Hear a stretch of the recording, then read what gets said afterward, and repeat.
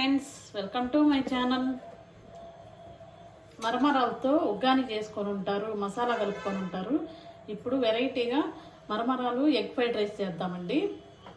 కావాల్సినవి ఆనియన్స్, అల్లం, వెల్లుల్లి, క్యారెట్, పచ్చిమిర్చి, చెక్క, లవంగాలు, 2 ఇలాచి, అలాగే కరివేపాకు, 2 టమాటాలు. మేము 2 మనుషులకు చేస్తున్నాను కాబట్టి 3 ఎగ్స్. అలాగే ముందు ఒక 2 మినిట్స్ నానబెట్టి పిండేసానండి మరమరాలు.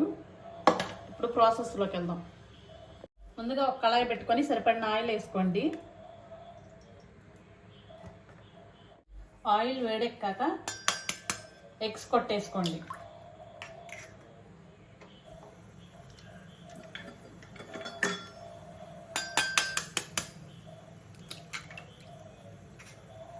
ఎగ్స్ కదపకుండా అట్లా వదిలేసేయండి.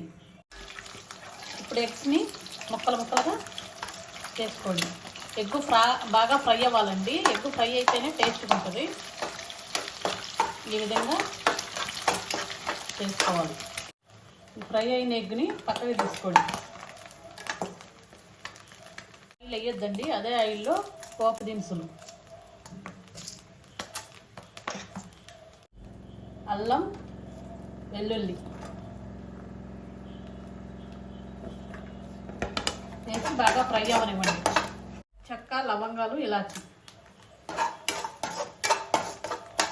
కరివేపాకు, పచ్చిమిర్చి. దీంట్లో సాసులు ఏమీ వాడట్లేదండి.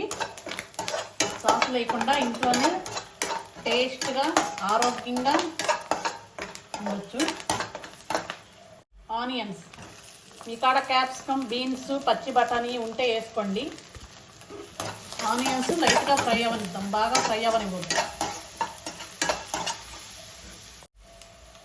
పసుపు, ఉప్పు,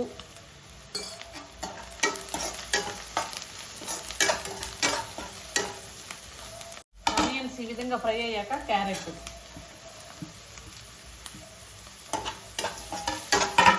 టమాటా వేసుకోండి. టమాటా బాగా మెత్తగా మగ్గిపోవాలి.